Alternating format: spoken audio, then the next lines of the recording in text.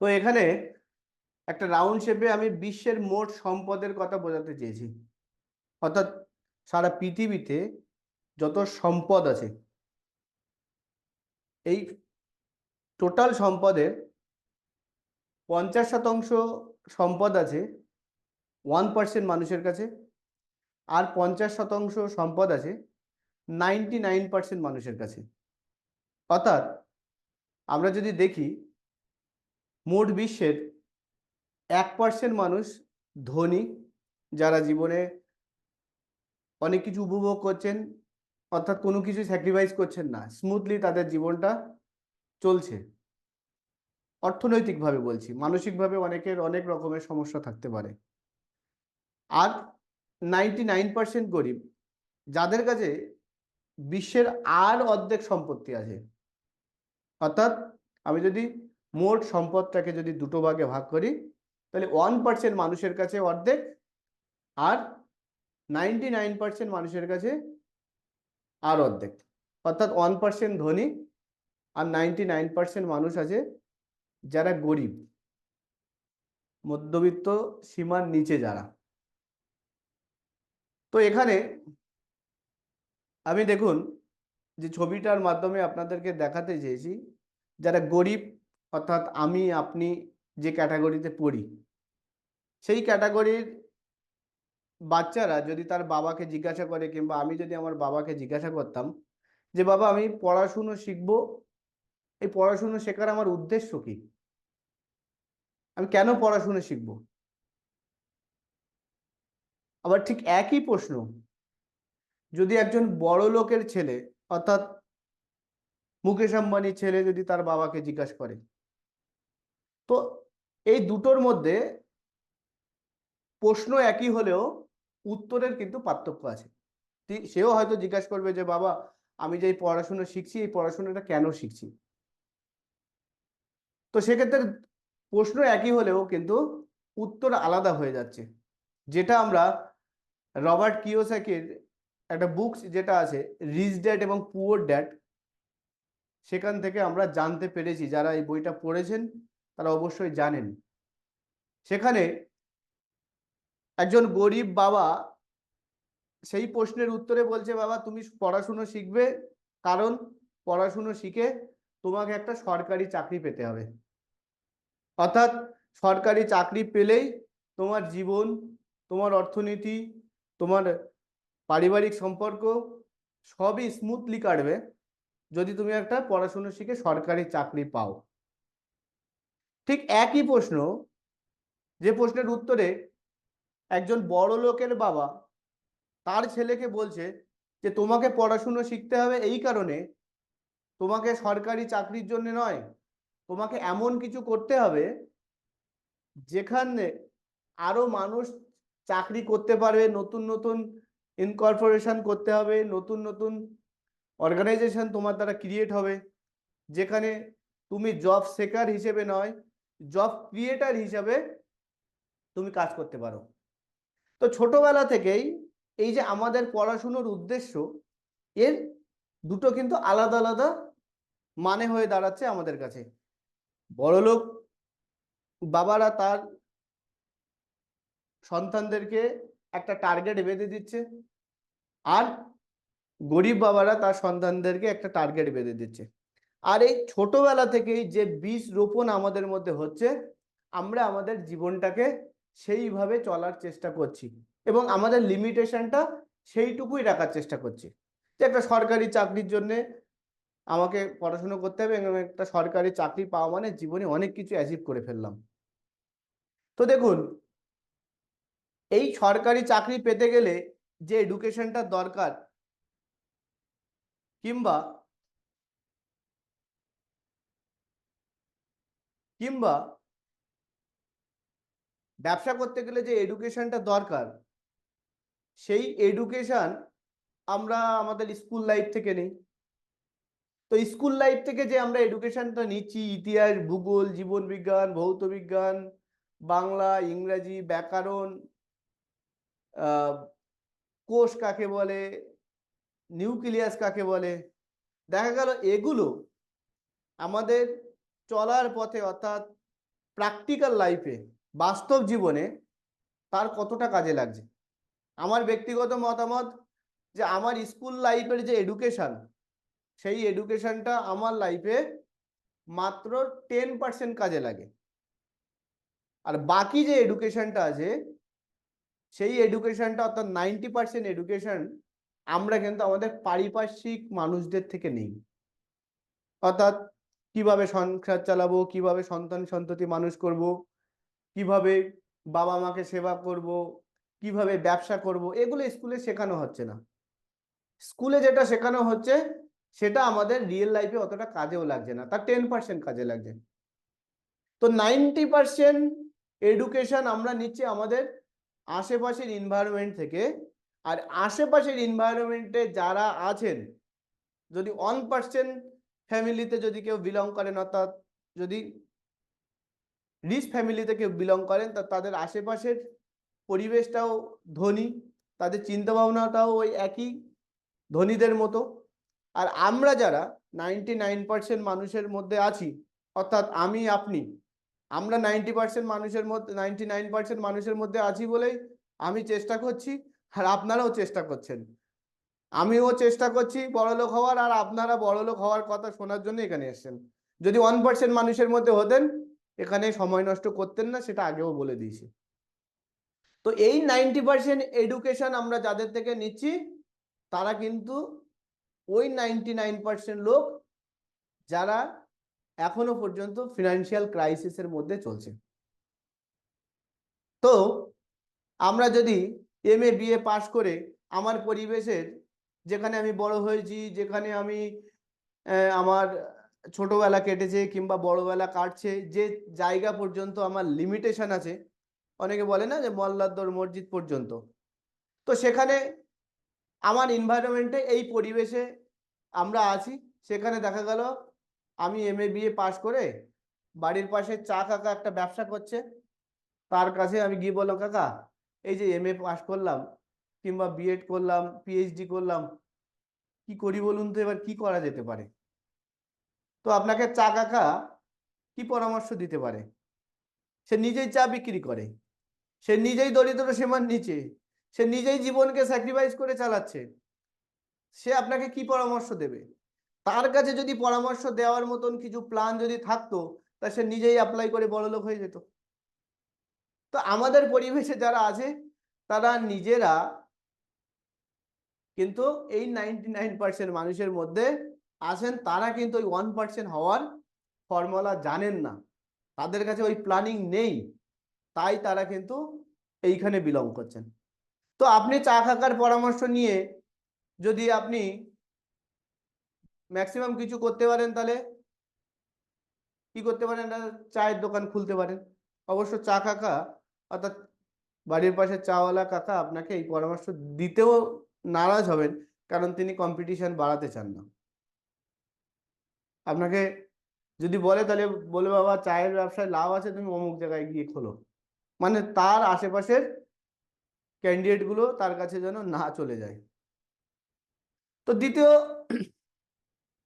যে কথা আমি আপনাদেরকে বলবো, যাদেরকে আপনারা এই মুহূর্তে ডিসপ্লেতে দেখতে পাচ্ছেন, এরা কিন্তু ওই 1% মানুষের মধ্যে বিলং করে, যারা জানে যে কিভাবে বড়লোক হতে হয়, কিভাবে বড়লোক হওয়া যায়, এবং তারা তাদের লাইফে বড়লোক হয়ে দেখিয়েছেন, এবং তারা চাইলে আপনাকে কিন্তু এই বড়লোক হওয়ার গল্পটা বলতে পারবেন না। পারবেন না এই কারণে, কারণ তারা যে পরিবেশে থাকে, সেই পরিবেশে আপনি সেই জায়গা পর্যন্ত যেতে পারবেন না।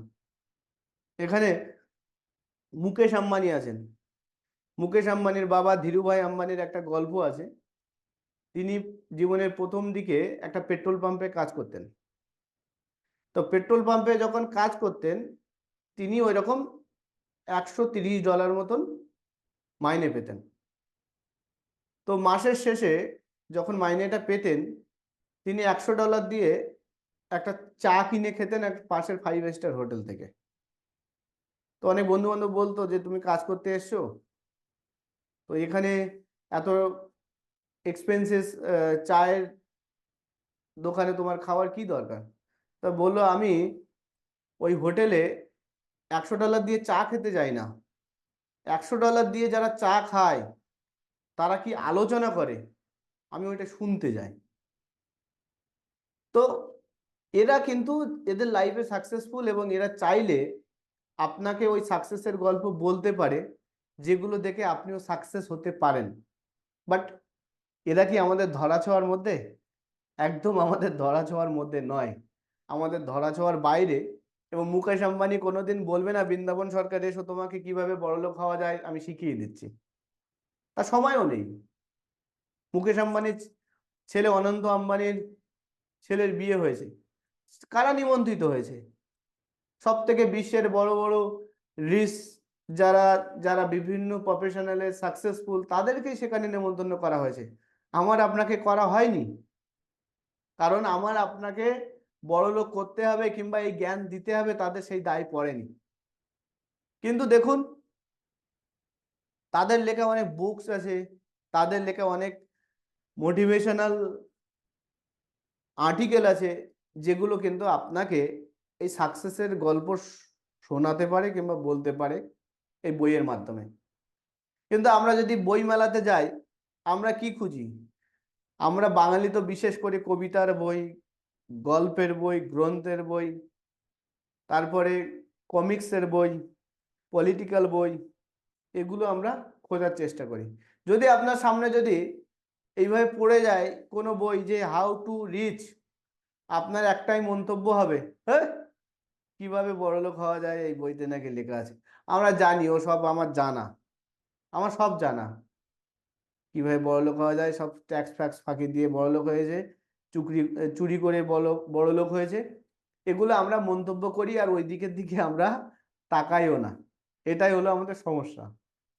দেখুন আগে এদেরকে এত সহজে না পাওয়া গেলেও এখন কিন্তু ইন্টারনেটের যুগে সহজে এদের আর্টিকেল, এদের ইন্টারভিউ, এদের বিভিন্ন বিজনেস সম্পর্কে প্ল্যানিং আমরা কিন্তু ইন্টারনেটের মাধ্যমে আমরা কিন্তু জানতে পারি। আগে আমাদের দেশে ডেটাও অনেক দামি ছিল, সারা মাসে 2 GB 3 GB ডেটাতে আমাদের চালাতে হতো। এখন আমরা দেখতে পাচ্ছি ভোডাফোন, আইডিয়া, এয়ারটেল, জিও আমাদেরকে আনলিমিটেড ডেটা দিচ্ছে, অনেক সময় 2 GB 3 GB high speed internet দিচ্ছে ব্যবহার করার জন্য অল্প পয়সায়। কিন্তু আমরা সেগুলোকে কোথায় খরচা করছি? আমরা খরচা করছি কোথায়? ফেসবুকে, টুইটারে, ইনস্টাগ্রামে, ইউটিউবে, এগুলোতে আমরা খরচা করছি। আমরা একটা টাইম মেশিনে চলে এসেছি। টাইম মেশিন বলতে আমরা যদি একবার মোবাইলের মধ্যে ঢুকে যাই তো আমরা নিজেদেরকে আর সেখান থেকে বের করতে পারছি না। আপনি মানে হয়তো আমার সাথে একমত হবেন, কয়েকদিন আগে ফেসবুকে একটা আর্টিকেল পড়ছিলাম, বলছে আমি দুপুরবেলা ওই সরি রাতের বেলা খাওয়ার পরে 1 ঘন্টা ধরে মোবাইল চালালাম। দুপুরবেলা খাওয়ার পরে অর্থাৎ ওই সরি রাতের বেলা খাওয়ার পরে মানে 10টার পরে ও 1 ঘন্টা ধরে মোবাইলে ফেসবুক দেখেছে। তো 1 ঘন্টা ফেসবুক দেখার পরে সে মোবাইলের দিকে তাকিয়ে দেখে 1টা বাজে, অর্থাৎ 10টার পরে খাওয়ার পরে 1 ঘন্টা মানে 11টা হওয়ার কথা, ও তারপর দেখে 1টা বেজে গেছে। তারপর 15 মিনিট ধরে একটু হোয়াটসঅ্যাপটা চেক করে নি, কোন বন্ধু কি পাঠিয়েছে, কোন গ্রুপে কি এসছে। 15 মিনিট ধরে হোয়াটসঅ্যাপ চেক করার পরে দেখা গেল ঘড়িতে বেজে গেছে 2:45, অর্থাৎ 15 মিনিটটা হয়ে গেছে প্রায় 1.5 ঘন্টার কাছাকাছি। তারপরে ও সকালবেলা 8টার সময় অ্যালার্ম দিয়ে ঘুমিয়েছে। ধরুন আমি ঘুমিয়েছি সকাল 8টার সময় অ্যালার্ম দিয়ে, দেখা গেল মনে হচ্ছে 7টায় বাজছে অ্যালার্ম, ঘুম হয়নি তো, 7টায় অ্যালার্ম বাজছে, মনে হচ্ছে মোবাইলটাই হয়তো খারাপ, ঠিকঠাক টাইম দিচ্ছে না, মনে হচ্ছে আমি 1 ঘন্টা মোবাইল দেখছি, মনে হচ্ছে 3 ঘন্টা হয়ে গেছে। কিন্তু দুপুরবেলা খাওয়ার পরে একটুখানি বই পড়ার পরে দেখা গেল 2 ঘন্টা ধরে বই পড়লাম, 2টো থেকে 2 ঘন্টা ধরে বই পড়লাম, তারপর মোবাইলে হাত দিয়ে দেখি যে 2:10 বাজে। মানে বই পড়ার সময় মনে হচ্ছে 2 ঘন্টা পড়লাম, বাট টাইমটা হচ্ছে 10 মিনিট। আবার যখন ফেসবুক দেখছি আধ ঘন্টা, তখন টাইম হয়ে যাচ্ছে দেখছি 3 ঘন্টা। তো এইরকম টাইম মেশিনে আমরা আমাদেরকে আটকে দেওয়া হয়েছে। আমরা একবার রিল শুরু করলে আর শেষ করতে চাই না, পরবার চলতে থাকে চলতে থাকে চলতে থাকে। তো আমাদের সেই জন্য বড়লোক হয়ে যাওয়ার গল্প আমাদের জানা নেই। বলে স্যার সময় নেই, স্যার ক্লাস করব সময় নেই, কিন্তু ফেসবুকটা চলছে ঠিক। আপনি দেখুন যেখানে যাবেন মানুষ মোবাইলের প্রতি এত ইনভলভ, মানে অন্য কাজ আর তার কিছু মাথায় আসছে না। তো এই টাইম মেশিনে আমরা আটকে গেছি, আমাদের সমস্ত ডেটাটা আমরা এই ফেসবুকে, ইনস্টাগ্রামে, ইউটিউবে আমরা নষ্ট করছি। আমরা এই ডেটাগুলোকে, এই মোটিভেশনাল স্পিকার যারা আছে, দেখুন ভালো ভালো মোটিভেশনাল স্পিকার আছে, তারা ব্যক্তিগত লাইফে কি জানি না, কিন্তু তারা যে কথাগুলো বলছেন সত্যি সাকসেসের কথা, এবং আমরাও দেখার চেষ্টা করি, শোনার চেষ্টা করি। কিন্তু কিছু মানুষ যারা আছেন তারা বলে দেখ এটা বড় বুঝদার, এর থেকে বড় বুঝদার আমি, এগুলো আমার জানার দরকার নেই, বড় বড় বাতলিং দেয়। এই কথা বলে আমরা কিন্তু সেখান থেকে স্কিপ করে যাচ্ছি। বাট ওরাই জানে কিভাবে সাকসেসফুল হওয়া যায়, কারণ ওরা সাকসেসফুল। ফেলিওর থেকে কোনোদিন সাকসেসের গল্প মানে শুনে লাভ হয় না, এবং কোনো আপনি সাকসেসের মুখ দেখতেও পাবেন না। তো যাই হোক, এগুলোকে আমরা ইগনোর করছি। সাথে সাথে আমরা কি করি, সারা দিনে যদি টিভি দেখি, যদি স্কিপ করতে করতে চ্যানেল স্কিপ করতে করতে যদি আমরা যদি কখনো দেখি যে সিএনবিসি টিভি চলে এসছে, জি বিজনেস চলে এসছে, এনডিটিভি প্রফিট চলে এসছে, ইকোনমিক্স টাইম চলে এসছে, আমরা বলি এসব কি চ্যানেল, সারাদিন ধরে ইংরেজিতে বক বক বক বক করছে। সঙ্গে সঙ্গে স্কিপ করে যাই, দেখি কোথাও ভালো সিনেমা হচ্ছে কিনা, হলিউড বলিউডের ভালো গান হচ্ছে কিনা, 9XM-এ চলে যায়। এন্টারটেনমেন্ট চ্যানেলগুলোতে আমরা বেশি আমাদের সময় নষ্ট করি। আমরা এই সমস্ত চ্যানেলগুলোতে সময় দেই না যেখান থেকে আমরা বিজনেসের কথা জানতে পারবো, কিভাবে আমাদের ফিনান্সিয়াল গোল অ্যাচিভ করতে পারবো, সেগুলো নিয়ে আমাদের কোনো ইন্টারেস্টই নেই। বলছেন অনেকে, বলছেন স্যার আমাদের আছে ইন্টারেস্ট, আপনাদের আছে বলে এখানে এসছেন। যাই হোক, এগুলোকে আমরা প্রচন্ডভাবে ইগনোর করি, এবং এগুলোকে একেবারে ডোন্ট কেয়ার, এগুলো আমাদের জানার দরকার নেই, এরকম মানে এর কোনো গুরুত্বই নেই। এইভাবে চলার পরে যদি আমাদের কাছে কিছুটা ইন্টারনেট থাকে, তাহলে সেগুলো নেটফ্লিক্স, জি5, পয়সাটাও এখানে লাগায়, এই ওটিটি প্ল্যাটফর্মগুলো পয়সা ছাড়া চলেও না।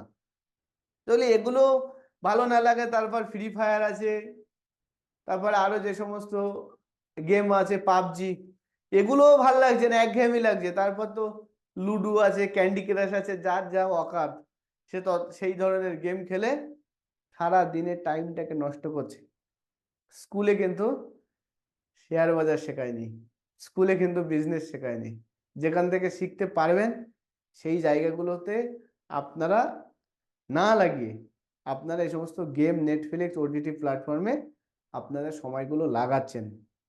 তো যাই হোক, এরপরেও যদি আমাদের হাতে যদি কিছুটা সময় থাকে, তাহলে আমরা বাঙালি, বিশেষ করে যুবকরা সময় পেলে চাকরি খুঁজি।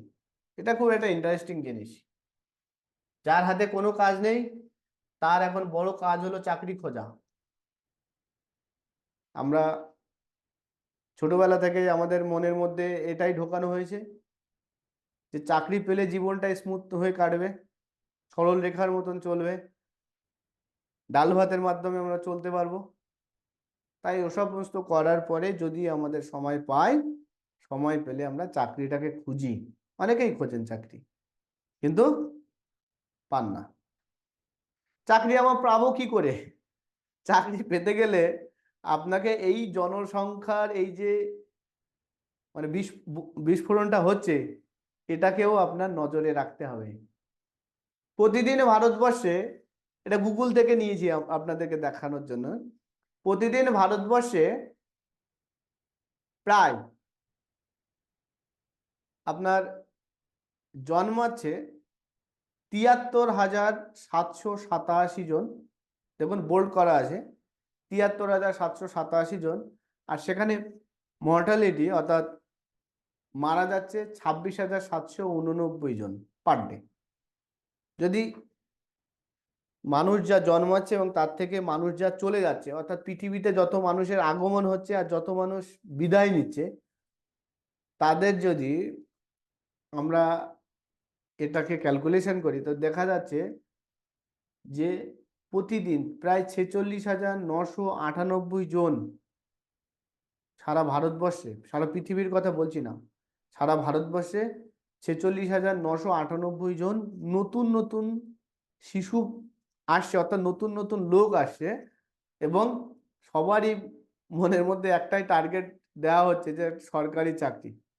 আর এই সবাইকে সরকারি চাকরি দিতে গেলে ভারতবর্ষের যে কোনো সরকারের ডেইলি 50,000 কর্মসংস্থান তৈরি করতে হবে, যেটা অসম্ভব, এটা সম্ভবই নয়, সে যে কোনো গভর্নমেন্টই থাকুক না কেন।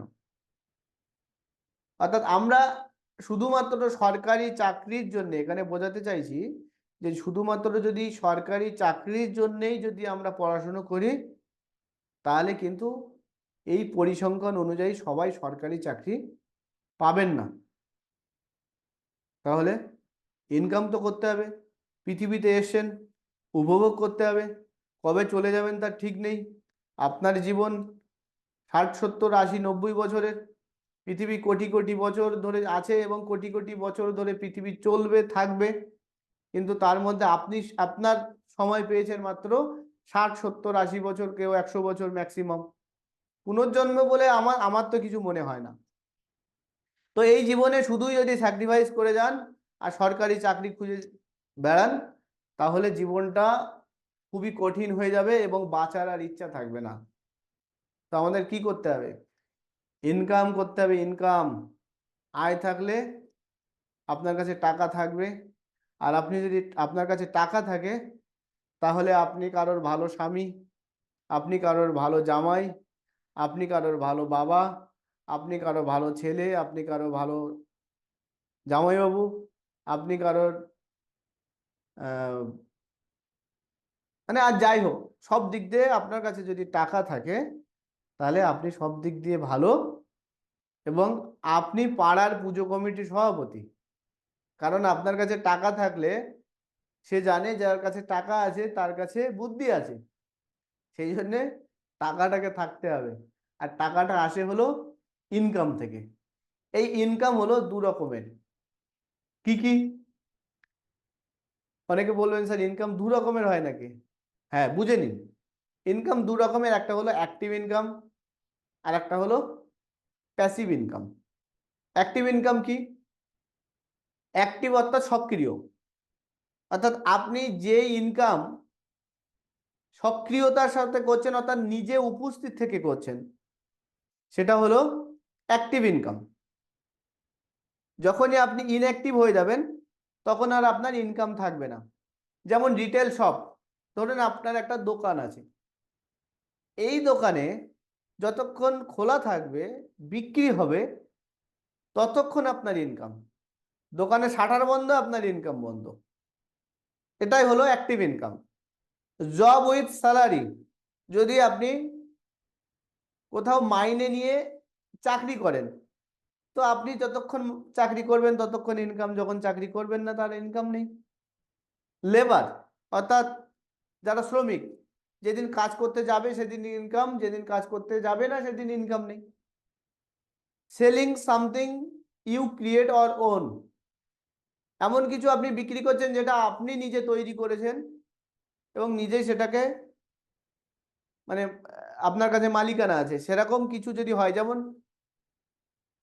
পালেরা অর্থাৎ কুমোর বলে, যারা যারা মাটির কাজ করে, আগে হাঁড়ি কুড়ি বানাতো, এখন তো আর মাটির হাঁড়ি কুড়ি এত ব্যবহার হয় না, তারা কিছু বিক্রি করছে যেগুলো সে নিজে তৈরি করেছে। অর্থাৎ যদি তার বাড়িতে সেই প্রোডাকশন হয় তাহলে সেটাকে বিক্রি করে ইনকাম করবে, যদি প্রোডাকশন না হয় করতে পারবে না।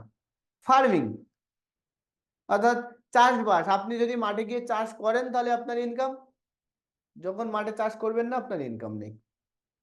ট্রান্সপোর্টিং, ধরুন আপনি নিজে একটা গাড়ি কিনেছেন কিংবা অটো কিনেছেন, নিজেই চালান, তো যেদিন চালাবেন সেদিন ইনকাম, যেদিন চালাবেন না সেদিন আর ইনকাম নেই। এগুলো হলো অ্যাক্টিভ ইনকাম, অর্থাৎ আপনি নিজে যেখানে অ্যাক্টিভ সেগুলো অ্যাক্টিভ ইনকাম। আর প্যাসিভ ইনকাম কি?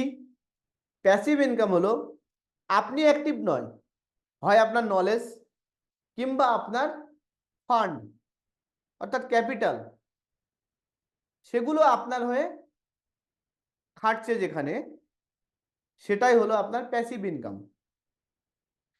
তো ধরুন আপনি একটা বই লিখেছেন, সেই বইটা ইন্টারনেটে বিক্রি হচ্ছে, আপনি একবার লিখে ছেড়ে দিয়েছেন, তারপর যতবার মানুষ কিনছে ততবার ইনকাম হচ্ছে, এটা আপনার প্যাসিভ ইনকাম।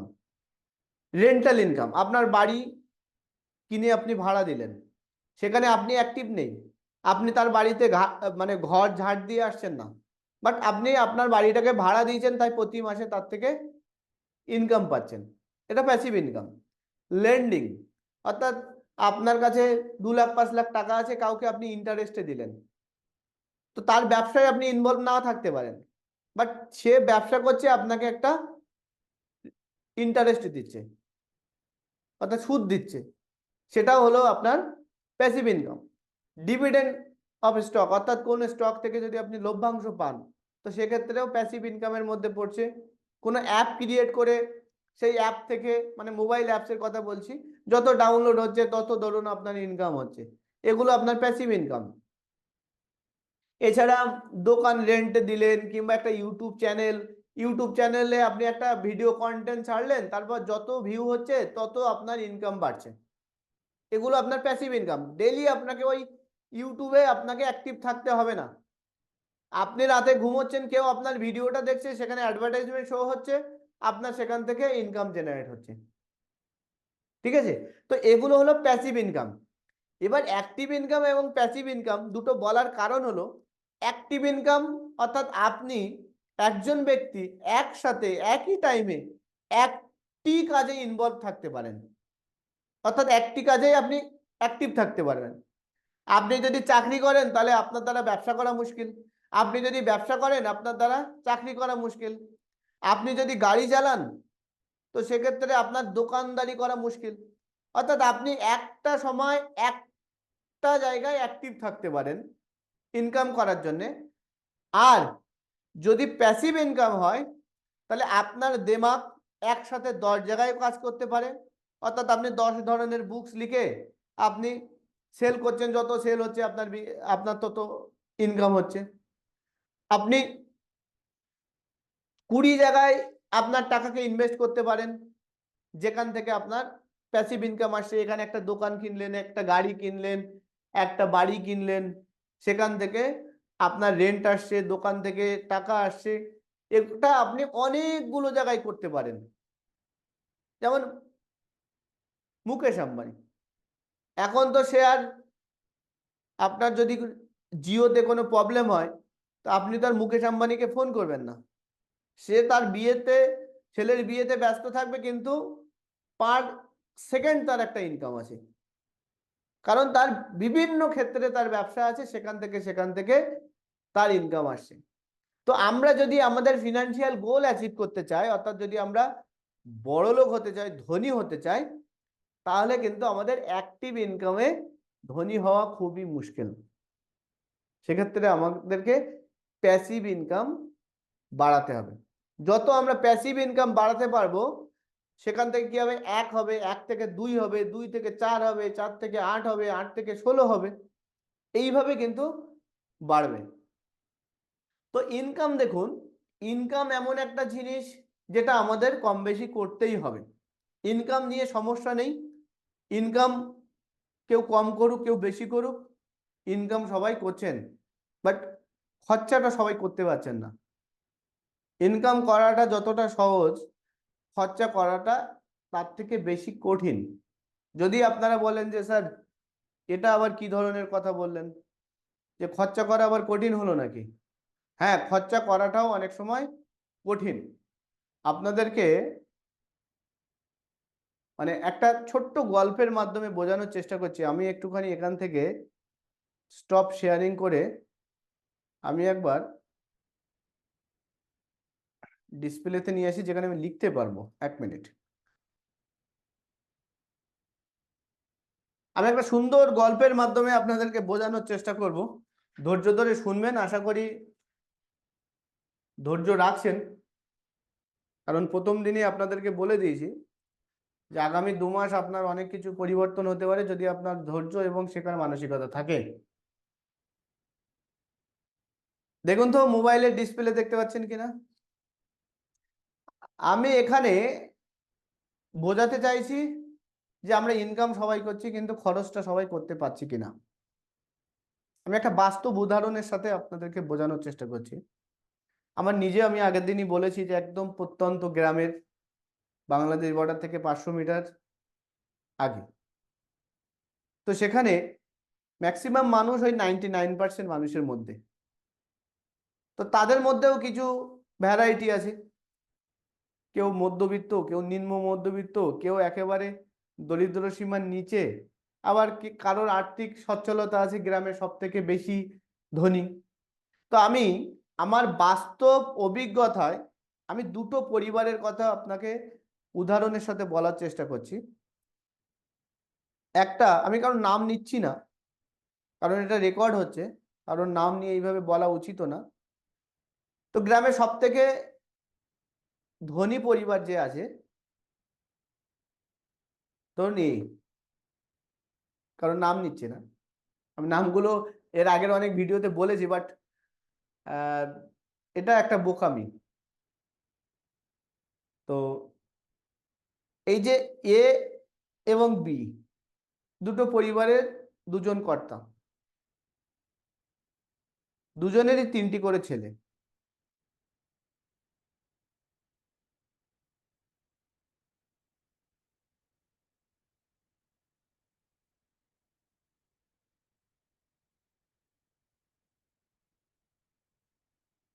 ইনি হলেন গ্রামের সব থেকে রিচ, আর ইনি হলেন গ্রামের সব থেকে পুয়ার। দুজনের মধ্যে শুধুমাত্র আর্থিক পার্থক্য আছে। এনার এই মুহূর্তে প্রায় 27 বিঘা জমি আছে, যার এই মুহূর্তে ভ্যালুয়েশন প্রায় 10 থেকে 12 কোটি টাকা।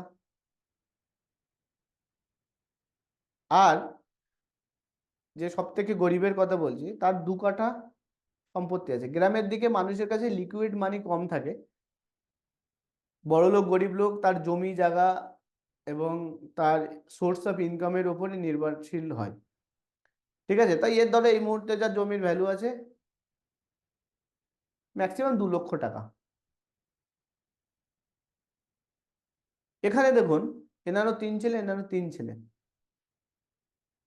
যিনি বড় লোক তার ছেলেগুলোর বিয়ে হয়েছে, যিনি গরিব তার ছেলেগুলোর বিয়ে হয়েছে, আমাদের চোখের সামনেই হয়েছে। মানে প্রথম থেকে ছোট বড় সবগুলোই আমাদের সামনেই বিয়ে হয়েছে। তো যে বড় লোক তার ছেলের বউগুলো না এতটা ফর্সা হয়নি, এতটা সুন্দরী হয়নি, এতটা জলি হয়নি, অতটা শিক্ষিতও হয়নি।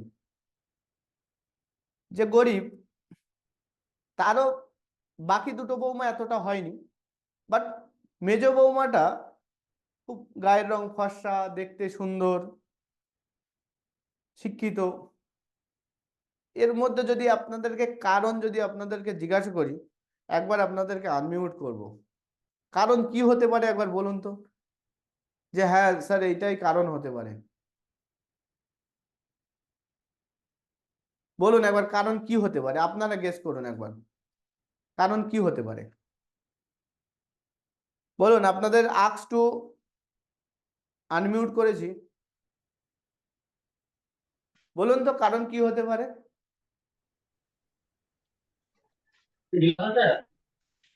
হ্যাঁ বলুন,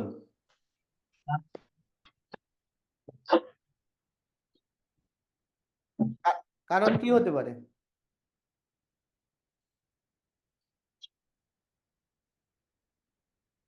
লজ্জা নেই, বলুন। আরে ভুল বললেও কি আছে, আমিও তো শুনতে চাই আপনাদের থেকে। কোশ্চেনটা আরেকবার বলবেন? আমি বলছি লাইফে হয়তো আমি বলছি একজন গরিব ফ্যামিলি একটা বড়লোক ফ্যামিলি। তো গরিব ফ্যামিলি দুটো ছেলে তাদের, এবং এই বড়লোক ফ্যামিলি যে তিনটে ছেলে, তাদের বউগুলো এত সুন্দরী না, তাদের খুব ভালো জায়গায় বিয়ে হয়নি, তাদের বউগুলো এতটা ফর্সা নয়, মানে এতটা শিক্ষিত নয়। কিন্তু একজনের বউ শিক্ষিত, ফর্সা, মানে মানুষকে ফর্সা দিয়ে সুন্দর অসুন্দর বিচার করা যায় না, তবুও আমি মানে বলছি আপনাদেরকে, যেটা সচরাচর গ্রামের দিকে চলে। তো এটা কারণ কি হতে পারে? Sir culture. স্যার এটা টাকার ডিফারেন্স। হ্যাঁ হ্যাঁ, টাকার ডিফারেন্স স্যার। টাকা, আমি তো বললাম এটা গরিব মানুষ। স্যার আমার মাথার মধ্যে আরেকটা কথা আসছে, যেটা কি আপনি স্যার বললেন এখানে রিচ আর পুয়ার, তাই তো? হ্যাঁ, তো যা আপনি আসছে এখানে বললেন, বলুন না। যেটা যেটা আমি বলতে চাইছি, যে আপনি বলছেন যে দুটো ছেলে, এখানে তো আপনি তিনটে ছেলের কথা বললেন, তাহলে এখানে দুটো ছেলের কথা আসছে কোথা থেকে? তিনটে ছেলের মধ্যে আমি বললাম দুটো ছেলের বউটা এত সুন্দরী নয়, একটা ছেলের বউ সুন্দরী, বাট তার বাবা গরিব। আচ্ছা আচ্ছা। ছিল হয়ে গেছে। কারণ হলো সরকারি চাকরি। কারণ কি বললাম? সরকারি চাকরি। সরকারি চাকরি। কারণ গ্রামের সুন্দরী মেয়ের বাবাদের একটা খুব থাকে, যদি ছেলে সরকারি চাকরি পায় তাহলে তাদের ধারণা যে তার মেয়ে সুখে থাকবে, ভালো থাকবে, তাদের আর টাকার অভাব হবে না। সরকারি চাকরি। যে ছেলেটার বাবা গরিব, তার বাবার এত টাকা নেই যে তাকে ভালো জায়গায় সরকারি চাকরি করানোর জন্য পড়াতে পারবে। সহজে চাকরি কোথায় পাওয়া যায়? ডিফেন্সে, যেখানে আপনার ভগবানের অর্থাৎ ঐশ্বরিক দান, আপনার যদি শরীর স্বাস্থ্য ভালো থাকে এবং আপনি যদি ঠিকঠাক দৌড়াতে পারেন, তাহলে সহজেই একটা ডিফেন্সে চাকরি পাওয়া যায়। তার জন্য আপনাকে প্রচুর শিক্ষিতও হতে হয় না, এবং আপনার বয়সও বেশি লাগে না।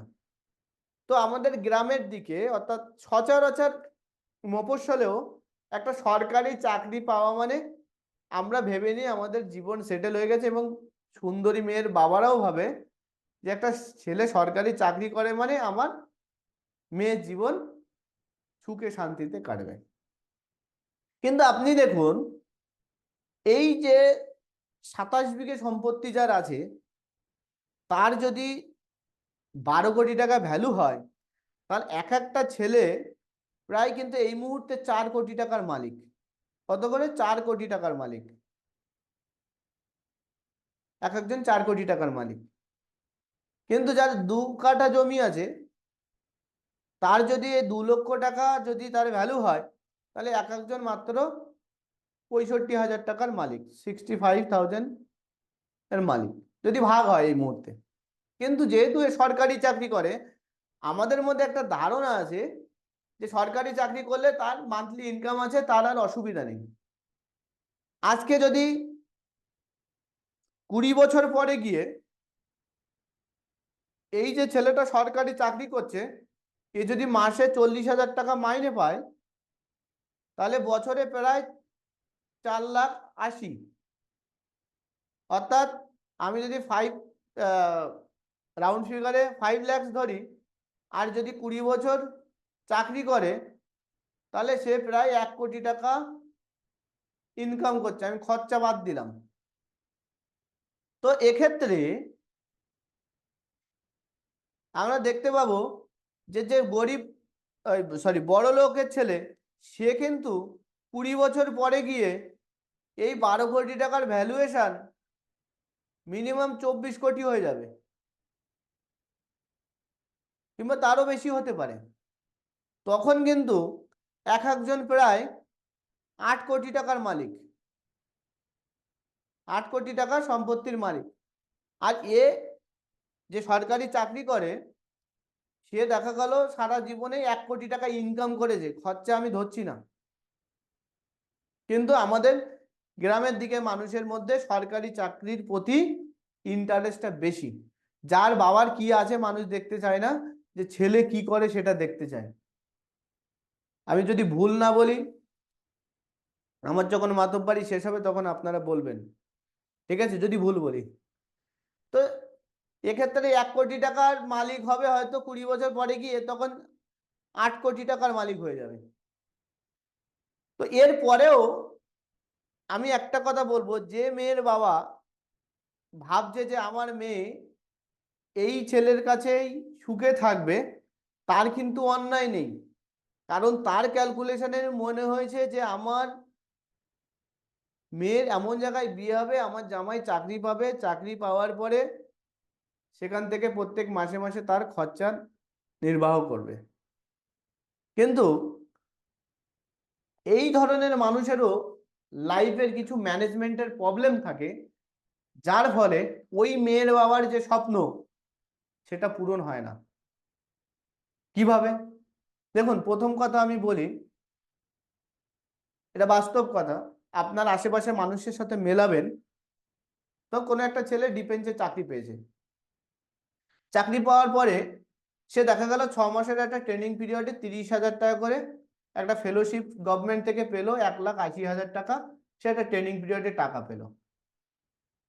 সে যখন বাড়িতে আসছে তখন সে ভাবছে যে আমি দীর্ঘদিন ধরে দেখছি অমুকের ছেলে মোটরসাইকেল চালিয়ে বেড়ায়, আমার একটা মোটরসাইকেল নেই, আমি এখন চাকরি পেয়েছি, আমি একটা মোটরসাইকেল কিনবো।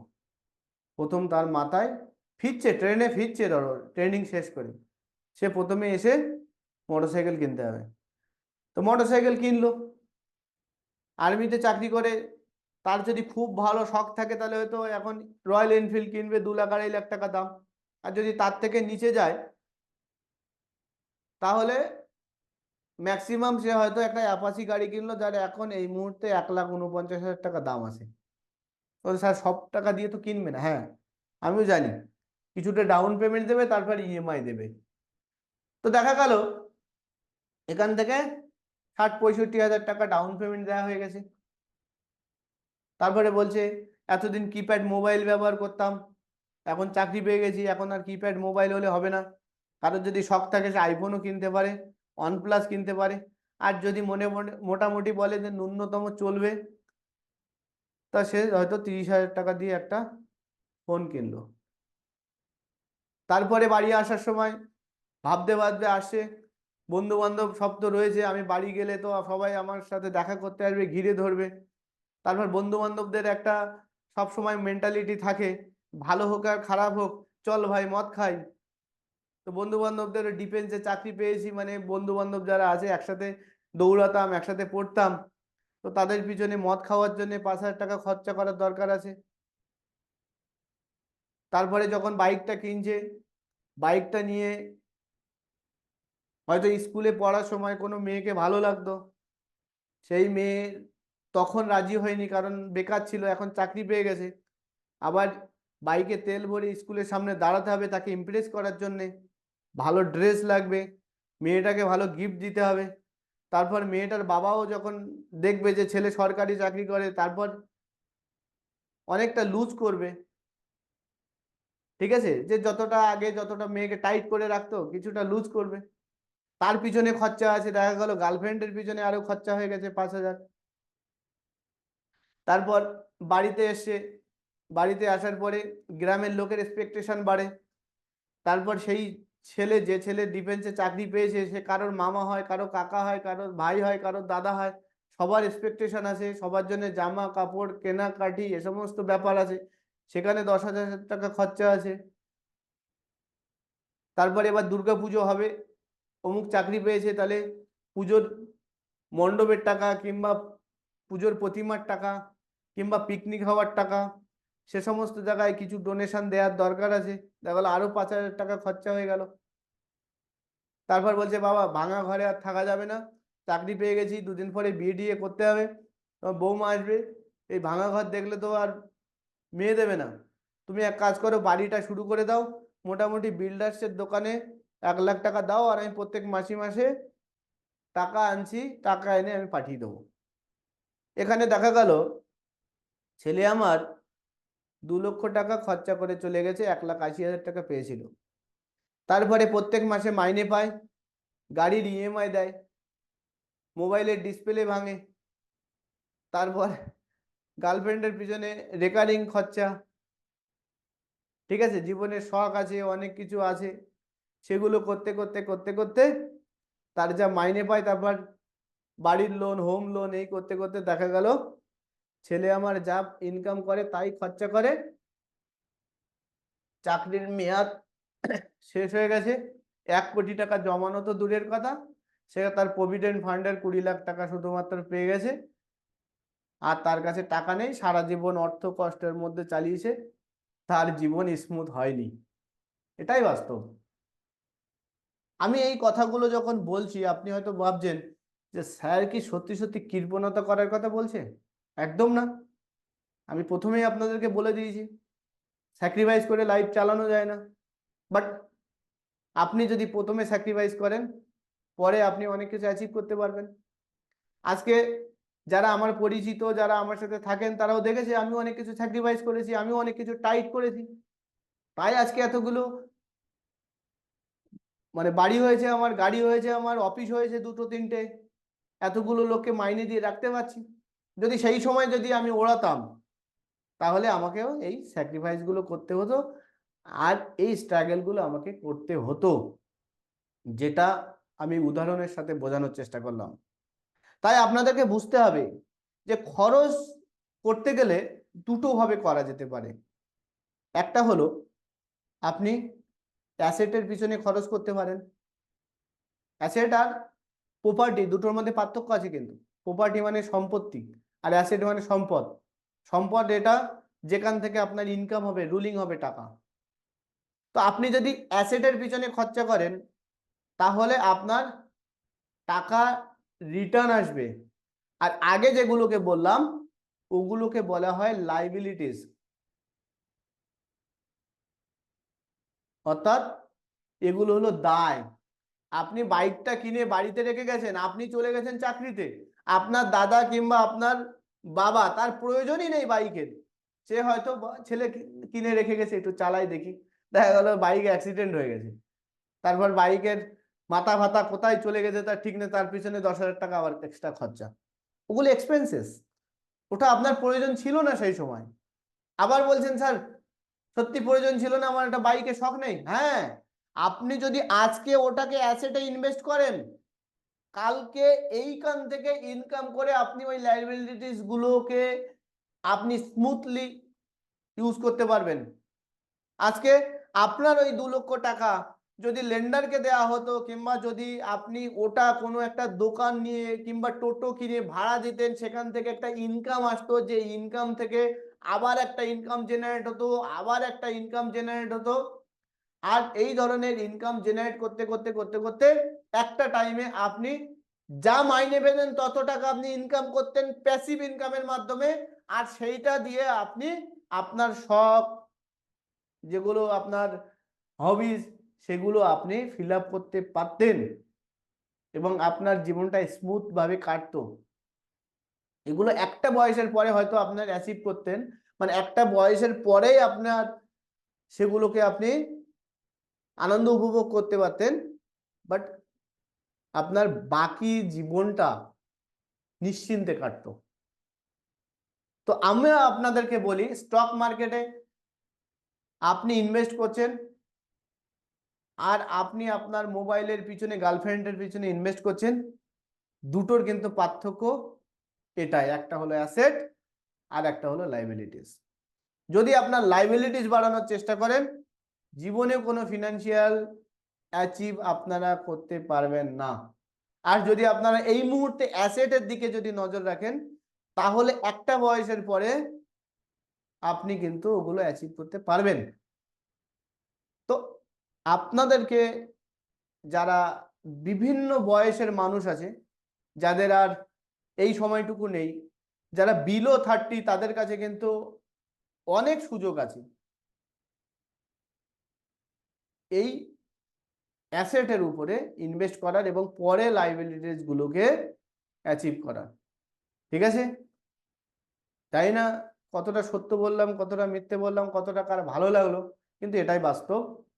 এবং আপনারা যদি কিছু করতে চান আর আমার পরামর্শ নিতে চান, তাহলে এটা আপনাদের কাছে অনুরোধ থাকবে, আপনারা অ্যাসেটের দিকে, সে যে কোনো অ্যাসেট হতে পারে, শুধু স্টক মার্কেট অ্যাসেট নয়, শুধু স্টক মার্কেট অ্যাসেট নয়, আপনি দোকান কিনুন, আপনি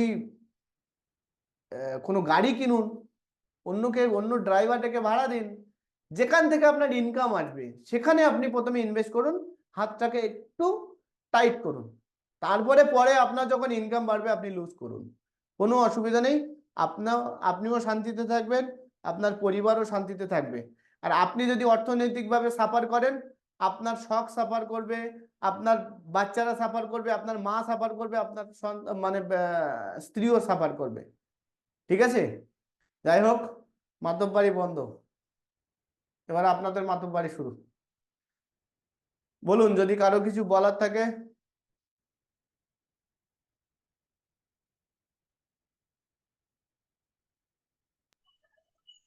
স্যার বলছি স্যার রেকর্ডেড ভিডিও আসছে না কিছুদিন ধরে। হ্যালো। আর বলুন। স্যার মাতব্বরি তো আজকে ভালোই হলো, হ্যাঁ, মাতব্বরি তো আজকে ভালোই হলো, বেশ ভালো লাগলো। অনেকদিন পর একটা মানে মোটিভেশনাল স্পিচ শুনলাম, প্রায় প্রায় অনেক বছর। আচ্ছা, স্যার আমি কৌশিক বলছিলাম স্যার। বলুন। স্যার বলছি আপনি যেটা মাতব্বরি বলছেন, তো সেটা আমার কাছে মনে হচ্ছে কি বলুন তো, আমাদের চলার পথে না এরকম একটা মানুষের দরকার, যে সঠিক পথটা আমাদের দেখাবে। আমার এটুকু মনে হলো আপনার কথা শুনে। ধন্যবাদ। স্যার বলুন। বলছিলাম যে গত দুদিন কি ক্লাস হয়েছিল না, নাকি আমাদের কাছে লিঙ্কটা আছে? পুরনো ব্যাচের না নতুন ব্যাচ?